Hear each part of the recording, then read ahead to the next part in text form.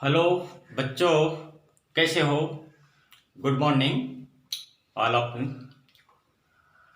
बच्चों, अभी जो चल रहा है दौर वो कोरोना वायरस का है। और इसमें आप अपने घर में रहना, सेफ रहना, और मैं आशा करता हूँ सभी सुरक्षित रहेंगे।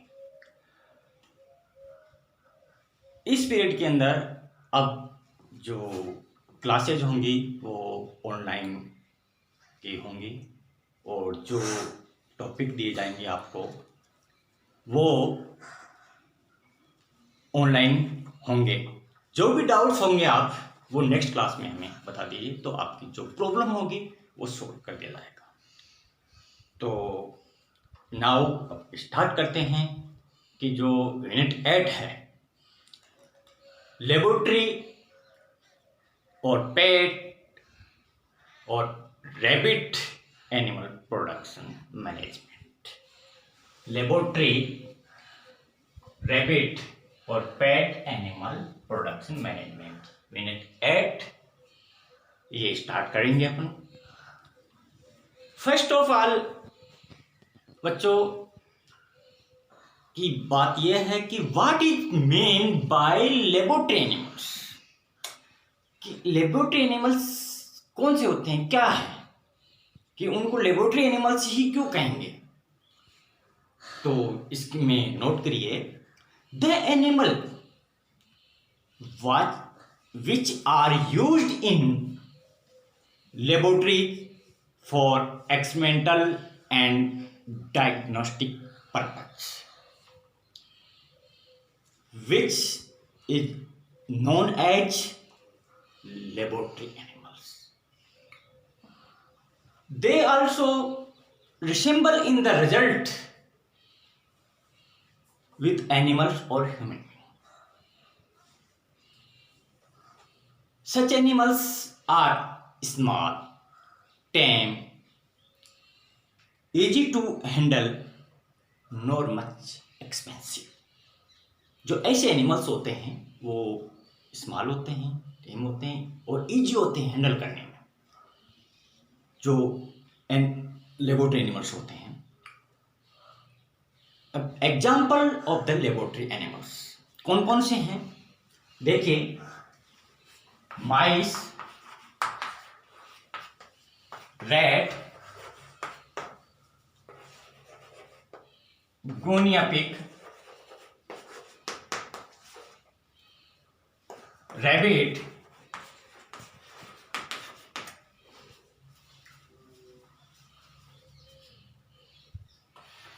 Dog, cat and extract. ये जो लेबोरेटरी एनिमल्स होते हैं, mice, rat, guinea, pigs, rabbit, dog, cat, और डॉग और कैट जो एनिमल्स होंगे उनको पेट एनिमल्स भी कह सकते हैं। ये तो इन सब का मैनेजमेंट, प्रोडक्शन इसका करेंगे, कैसे मैनेज करेंगे, लेबोरेटरी में जो यूज़ होते हैं उसको कैसे अपन उनका रेयर करेंगे, क्या फीडिंग होगी, क्या हाउसिंग होगी। और फर्स्ट ऑफ ऑल बात यह है कि इनका जो स्टडी क्यों करेंगे, तो क्या ऑब्जेक्टिव होंगे अपने पास, क्या एम्स हैं, तो इसकी स्टडी करेंगे। तो main objective of laboratory animal breeding, जो क्या ऑब्जेक्ट होंगे उनको देखिए।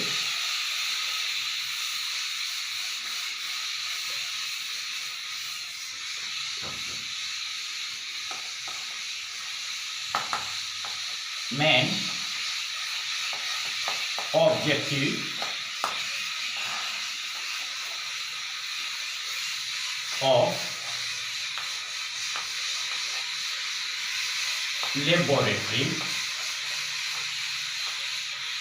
animal,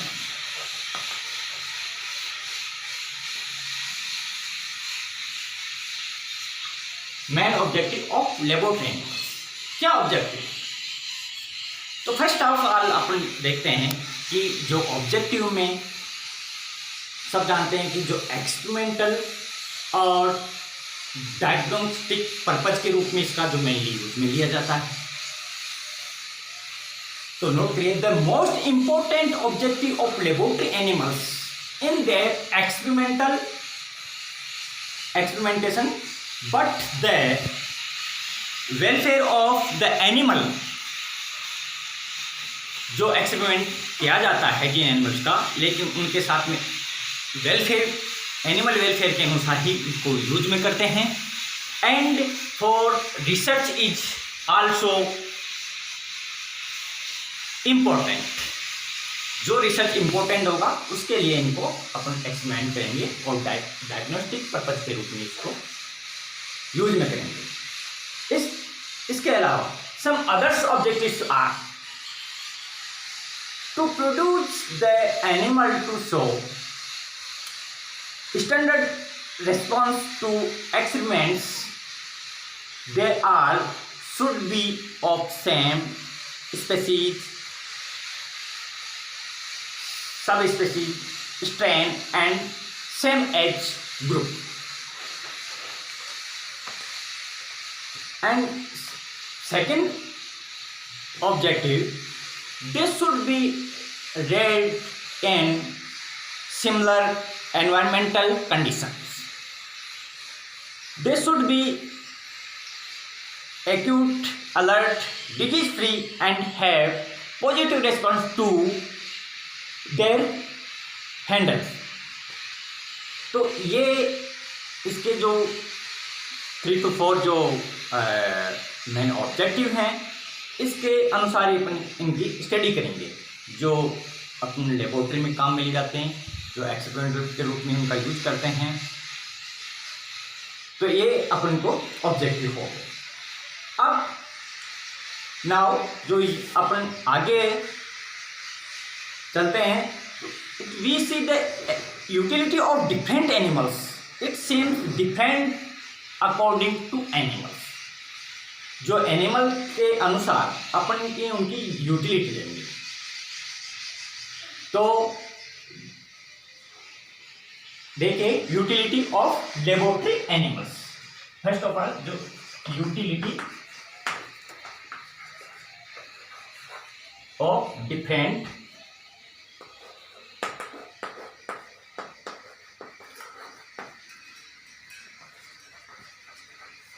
लेबोरेटरी एनिमल्स, इनकी यूटिलिटी क्या है? जो डिफरेंट लेबोरेटरी एनिमल्स की, तो वन बाय वन इनकी यूटिलिटी के बारे में अब देखते हैं क्या यूटिलिटी है इनकी। तो first of all utility of laboratory mice. First utility of mice. Utility of mice की, जो माइस की क्या यूटिलिटी है, जो एक्सपेरिमेंटल अपन यूज में करते हैं, उनकी क्या यूटिलिटी है। Laboratory mice are preferred because of its small size, easy to handle, give low cost of maintenance than other. It is used for toxicological studies, biological vaccine assays, in inoculate testing and infections and lethal disease, in immunological studies, in toxicology of various drugs to study acceptance and rejection of transplant tissues। ये इनकी utility है जो माइस की, कि इसके एक तो small size है, हैंडल करने में आसानी होती है, और इसकी कॉस्ट भी, जो मेंटेनेंस कॉस्ट है वो बहुत कम है। बायोलॉजिकल वैक्सीन ऐसे तैयार किया जाता है, इम्यूनोलॉजी और डिफरेंट जो इन्फेक्शन, जो लिथल डिजीज होते हैं, उनका इसकी स्टडी करने के लिए इसका यूज किया जाता है। तो इस प्रकार से ये लेबोरेटरी माइस का यूटिलिटी है। अब है next utility of rats. Utility of rats. Utility of rats, इस रैट्स की वैसे तो लेबोरेटरी एनिमल्स की सबकी यूटिलिटी सेम सी है, कुछ माइन्यूट डिफरेंस है, तो नोट करिए। Utility of rats, they have great adaptability and hardness.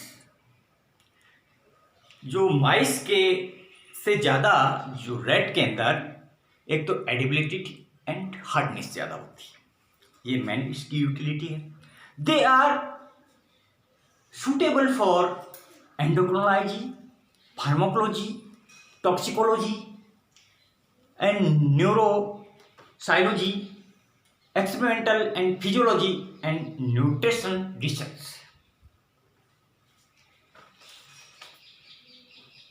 And it is also suitable for experiments of neurotransplantation and investigation में भी इसका उपयोग किया जाता है, इसकी यूटिलिटी होती है। नाउ नेक्स्ट है utility of hamster. Third, utility of hamster. Utility of hamster कि हेमिस्टर की क्या यूटिलिटी है। इन हेमिस्टर, सीरिन हेमिस्टर, जो हेमिस्टर के अंदर जो सीरिन जो हेमिस्टर होती है, इसकी स्ट्रेन का नाम है, जो Syrian hamster has a great tolerance towards parasitic bacteria and virus. They have cheek patches which allows the tomograph by providing enough space for the mass to grow freely and symmetrical The tolerance of Syrian hemisphere is important to implant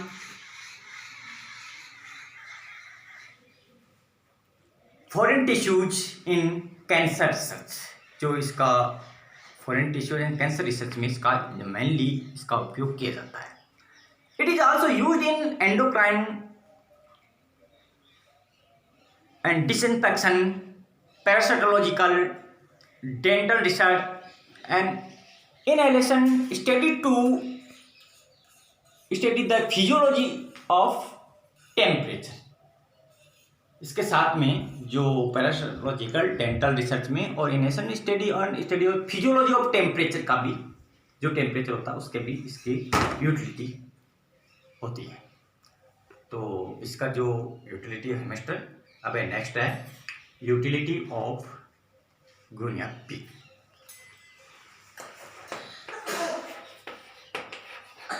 utility of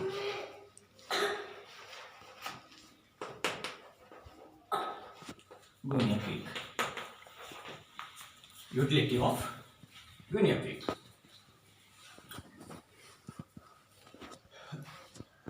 It is mostly used in immunology, hypersensitive and anaphylactic shocks in allergy and encephalomycetes for investigation in biochemistry, physiology, pharmacology field. Study of hearing, vitamin C metabolism, CFT test for diagnosis of bacterial and viral. इसका जो mainly जो bacterial viral जो infection है उनका diagnosis करने में इसका use किया जाता है। किसका? यूनिएफिक्स का। अब now utility of rabbit.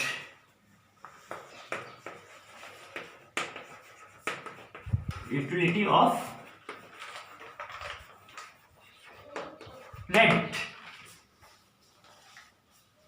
Rabbit की तो आप ज़्यादा जानते होंगे कि यूटिलिटी बहुत ज़्यादा है। और फिर देखिए मेन जो इसकी utility,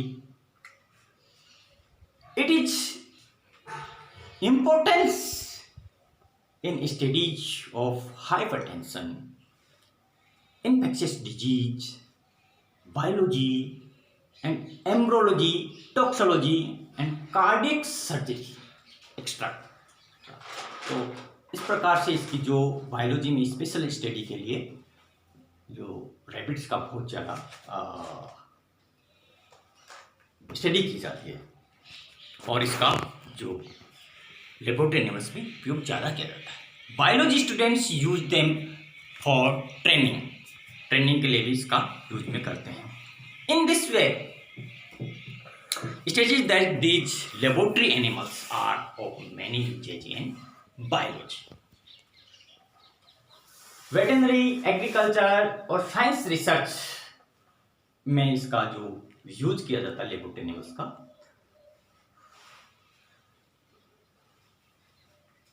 Now, but for it, selection of breeding stocks of laboratory animals is also an important topic. अब now जो टॉपिक होगा कि जो selection of breeding stocks laboratory animals की जो स्टडी करने से पहले अपन को ये नोट करना है कि जो सिलेक्शन कैसे किया जाए। जो ब्रीडिंग स्टॉक होगा लेबोरेटरी एनिमल्स का वो वेरी इंपॉर्टेंट, वो बहुत सेलेक्टिव एंड गुड होना चाहिए। तो selection of breeding stock of laboratory animals.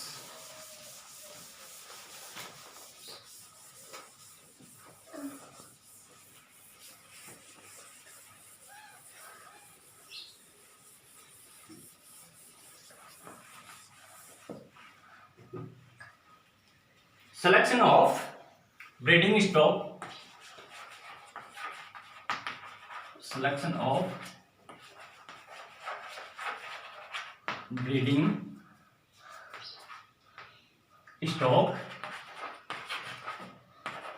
of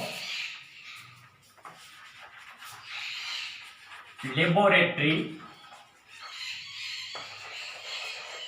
animals, very important। कि सिलेक्शन करते समय जो ब्रीडिंग स्टॉक का जो मेनली जो सिलेक्शन करने के लिए क्या अपने को प्रिकॉशन अपनानी पड़ेगी वो अपन नोट करेंगे कि कैसा ब्रीडिंग स्टॉक को सिलेक्शन किया जाए जो ज़्यादा से ज़्यादा यूजेबल हो। तो first of all foundation of stocks should be true to the breed. जो आधार है ब्रीडिंग स्टॉक में वो मेनली एक ट्रू ब्रीड का होना चाहिए, जो एक्चुअली ब्रीड का ब्रीडिंग स्टॉक सिलेक्शन करना चाहिए। Foundation stock should be true to the breed, must be healthy, free from disease, active, of good quality, have good production records, litter size, weight, at birth extract. इस तरह सा जो selection करते समय अपन ध्यान में रखनी चाहिए कि कैसा होना चाहिए, हेल्दी होना चाहिए, ओरिजिनल ब्रीड का होना चाहिए, फ्री फ्रॉम डिजीज होना चाहिए, किसी प्रकार की बीमारी नहीं होनी चाहिए, एक्टिव होना चाहिए और गुड क्वालिटी एंड प्रोडक्शन में होना चाहिए और उसके पूरे रिकॉर्ड्स देख के ही अपन उसका सिलेक्शन करते हैं। Next point, breeding stocks should B purchased from government और रिकॉग्नाइज्ड ब्रीडर्स। ये ध्यान रखने वाली चीज़ है कि जो ब्रीडिंग स्टॉक का उसी से सिलेक्शन करना चाहिए जो गवर्नमेंट की बने हुए जो अपने और रिकॉग्नाइज जो ब्रीडर्स होंगे या गवर्नमेंट के जो बने हुए सेंट्रल ब्रीडर्स के वहीं से परचेज करना चाहिए। Next point, its primary objective is to produce maximum number of quality animal at lower cost. Breeding stock इस तरह का होना चाहिए कि ज़्यादा से ज़्यादा नंबर में जो क्वालिटी एनिमल्स का प्रोडक्शन किया जा सकता है, और वो भी लोअर कॉस्ट पे। Next one, the female parent should have a breeding records and not be prone to infanticide. कि जो ब्रीडिंग स्टॉक का जो उसका कोड होना चाहिए वो सिलेक्शन करना चाहिए। Next point, animal should not be selected from first और second litter because they do not give best production. और सिलेक्शन करते समय ये ध्यान रखना चाहिए कि जो फर्स्ट एंड सेकंड लिटर का उसका सिलेक्शन नहीं करना चाहिए, क्योंकि the not give best production में नहीं होते हैं। Next point, animals should be selected from average litter size and weight. जो एवरेज लिटर साइज का है उसी का ही सिलेक्शन करना चाहिए ब्रीडिंग स्टॉक में। सेलेक्ट द हेवीस्ट एनिमल्स, और सिलेक्शन करने में ये भी ध्यान रखना चाहिए एनिमल हेल्थी एंड हेवीस्ट होना चाहिए, वेट सही होना चाहिए उसका। Next one, the parent stock should not B aggressive when handled. इस बात का भी ध्यान रखना चाहिए कि जो ब्रीडिंग स्टॉक्स का अपन सिलेक्शन कर रहे हैं वो एग्रेसिव नहीं है, हैंडल करने में एकदम इजी होना चाहिए, एग्रेसिव नहीं होना चाहिए। Next one, at puberty age the future breeding stocks can be selected. जो पबर्टी एज होगी उसकी उस स्टेज पे ही उसका सिलेक्शन करना चाहिए ब्रीडिंग स्टॉक का। Healthy animal will have normal eating and drinking habit, they are always alert and have ability in researching package। Animals इस तरह से होना चाहिए ब्रीडिंग स्टॉक्स में कि नॉर्मल ईटिंग करता हो, ड्रिंकिंग करता हो और ऑलवेज अलर्ट रहना चाहिए। Next point, males should be selected on the basis of above and checked to confirm that it has two testicle in its scrotum।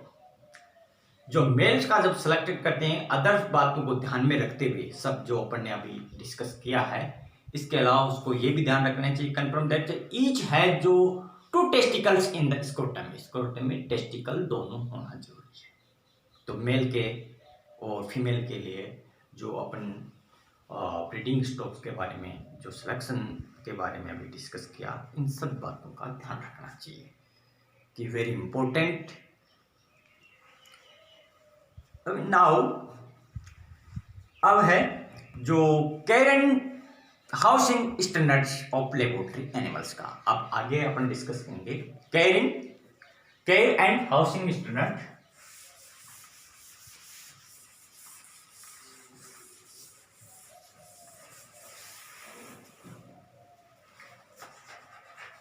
Care and housing standard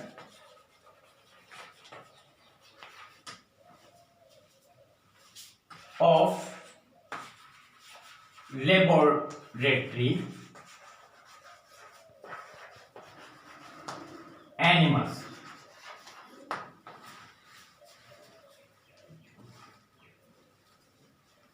caring and housing standard of laboratory animals, इसके बारे में अपन जो क्या care करनी है, क्या housing system होना चाहिए लेबोरेटरी एनिमल्स का, इसमें डिस्कस करेंगे। The other important topics to know about laboratory animals are their caring and housing standards, in which their house are designed on the basis of economic and ergonomic aspects like equipment, cost, space, and workload and hygienic extract.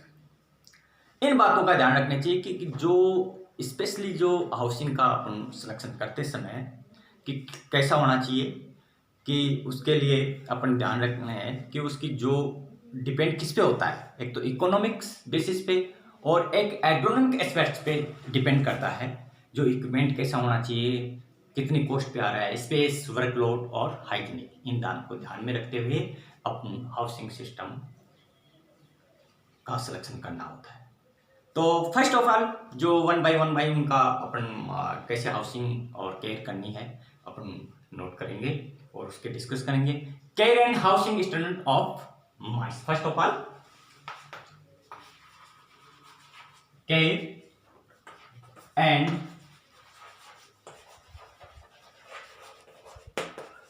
Housing, care and housing standard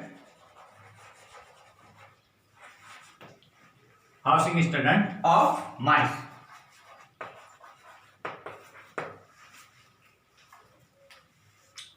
care and housing standard of mice, कि माइस का कैसा जो housing होना चाहिए इसके बारे में अपने laboratory mice are in relatively cages which depends on the strength, group size, age, familiarity with each other and reproductive condition। जो माइस का अपन हाउसिंग सिलेक्शन कर रहे हैं तो उनके लिए बातों का ध्यान रखना होता है। The height of cage should be 12 centimetre.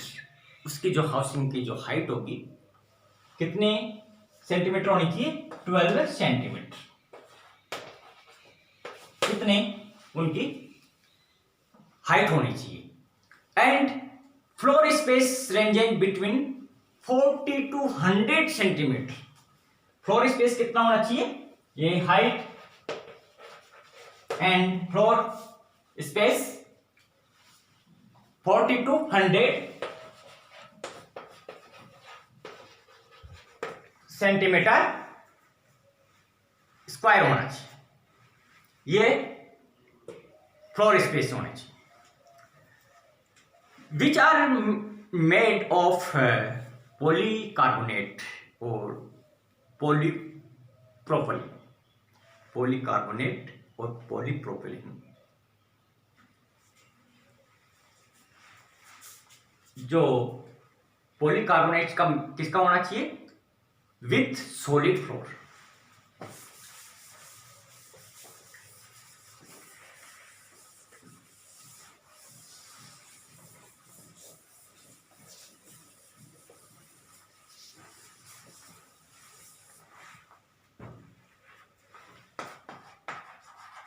Polycarbonate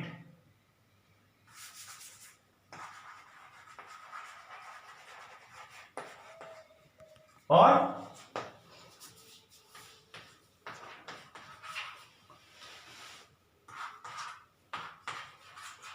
पॉलीफिलीन।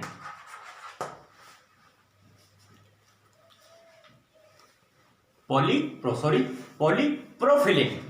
पॉलीप्रोफिलीन, इन दोनों का जो उनका स्टैंड होना चाहिए विथ सॉलिड फ्लोर्स, जो नीचे फ्लोर में सॉलिड का इन दोनों इंग्रीमेंट लेना चाहिए। Wire mesh floor are used if wire mesh floor are used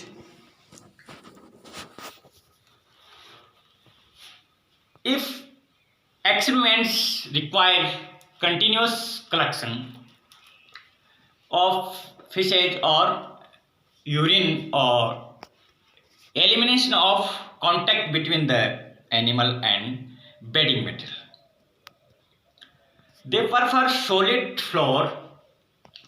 They prefer solid floor with sawdust for digging and nesting, which are used for comfortable resting, absorbing urine and to establish order patterns. तो जो इसका floor space लेंगे उसमें जो would का जो dust होगा और एक है जो उसका ज़्यादा यूज करेंगे नेस्टिंग में। अब नेक्स्ट में लेंगे care and housing system of rat. ये आपका अभी माइस का हुआ। माइस के अंदर अपने जो उसका हाउसिंग और केयर के जो डिस्कस किया उसका ध्यान रखेंगे। हाउसिंग एंड केयर के अंदर लगभग लेबोरेटरी एनिमल्स में सेम सा होता है, बट कुछ डिफरेंट होते हैं। उनकी जो नेचर के अकॉर्डिंग उनका थोड़ा सा डिफरेंट होता है, उसके अनुसार उसकी हाउसिंग एंड केयर की जाती है।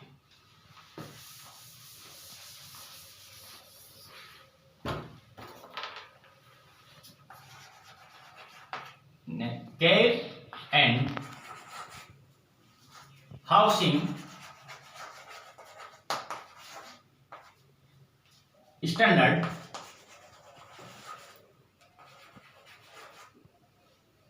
of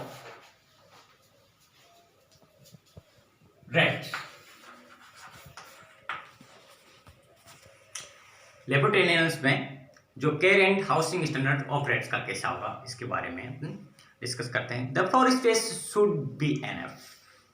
the floor space should be enough to turn around and depends on the animal size. They can sit or lie without any torsion or folding of body or tail, enough to perform different activities with the objective offered to them। कि जो rates के लिए अपन housing system करेंगे उसके लिए specially इतना space उसको sufficient होगा जो बिना किसी के रुकावट के वो एकदम रन कर सकता है, और रन करने के उसके अंदर बोल्डिंग जो बॉडी और टेल का फोल्डिंग नहीं हो, जस्ट टर्न करने के लिए उसका इतना स्पेस होना चाहिए।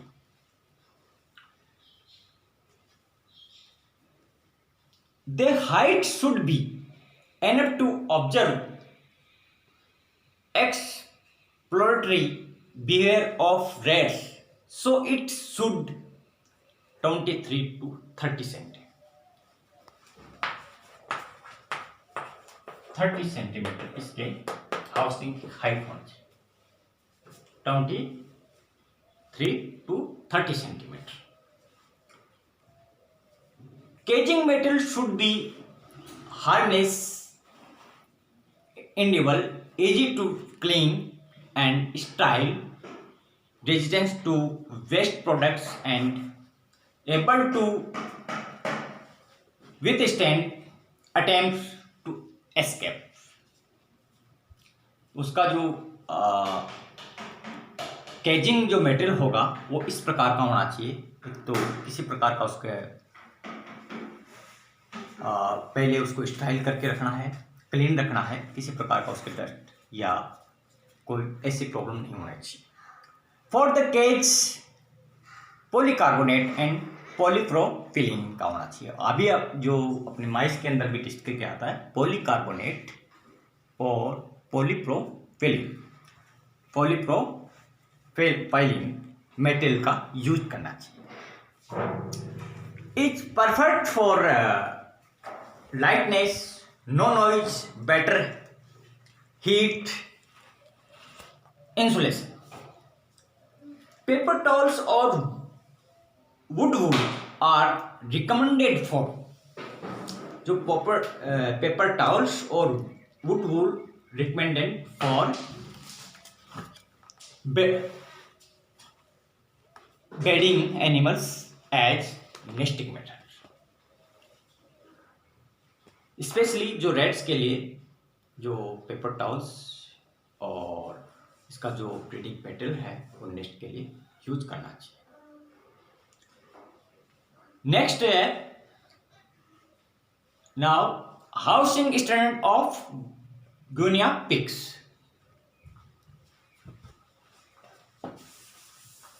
Cave and housing standard of guinea pigs.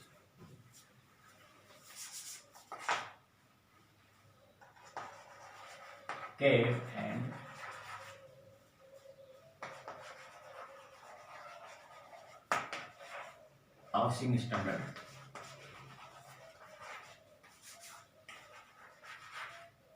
housing standard of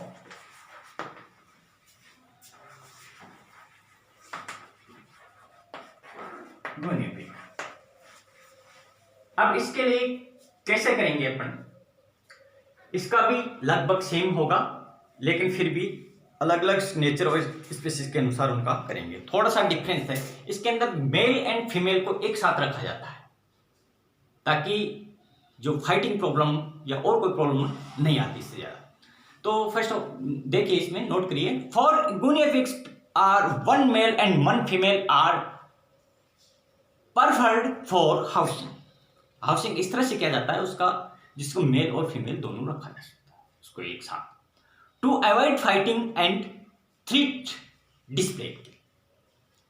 किसी प्रकार की जो फाइटिंग नहीं हो और किसी प्रकार का जो थ्रेट नहीं हो उसके लिए इसको एक साथ बनाया जाता है, दोनों को एक जगह रखा सकते हैं। The number of individuals is limited only by the enclose size at least 0.25 metre square per animal. कितना है इसका enclosure size? 0.25 metre square per animal, इसका एनक्लोजर साइज कितना? 0.25 metre square per animal.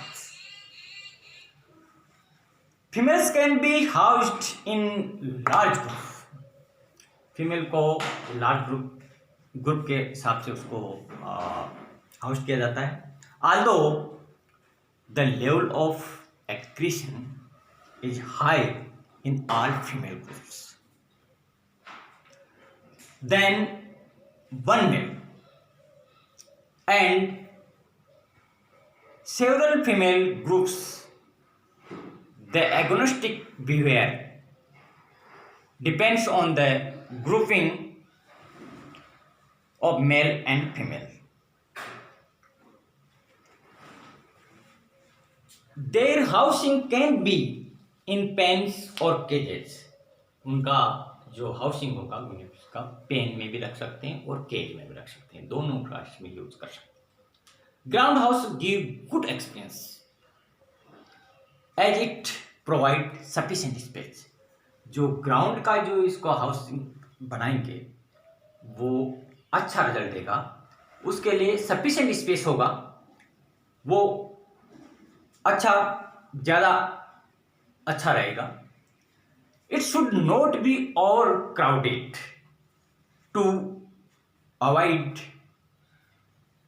High frequencies of aggression.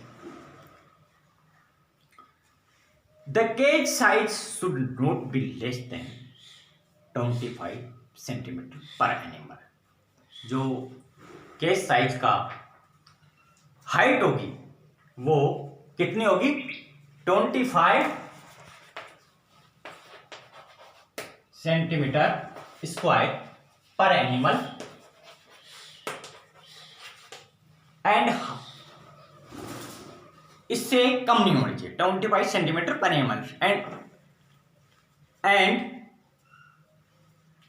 Height कितनी होगी 30 centimetre पर M.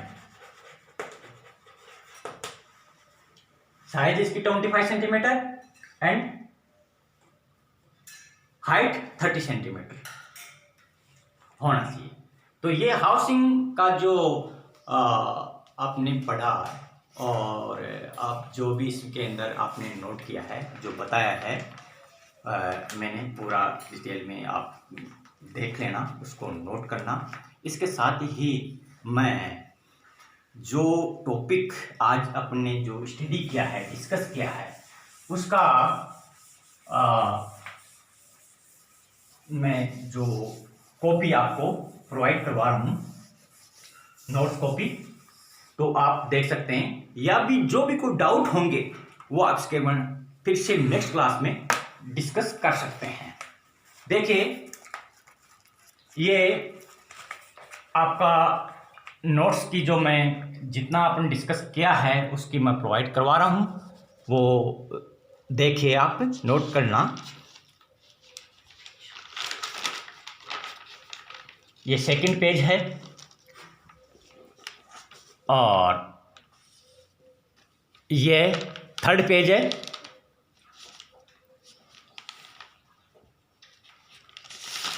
और ये फोर्थ पेज जो सिलेक्शन ब्रीडिंग स्टॉक का है और ये फिफ्थ पेज है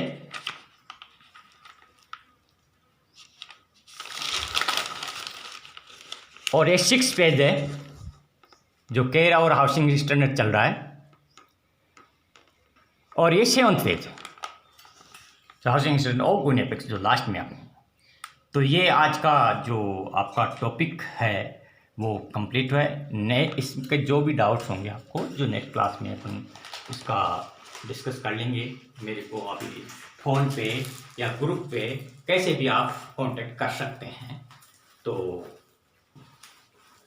इसी के साथ ही जो क्लास का समाप्त करते हैं। थैंक्स। ओके।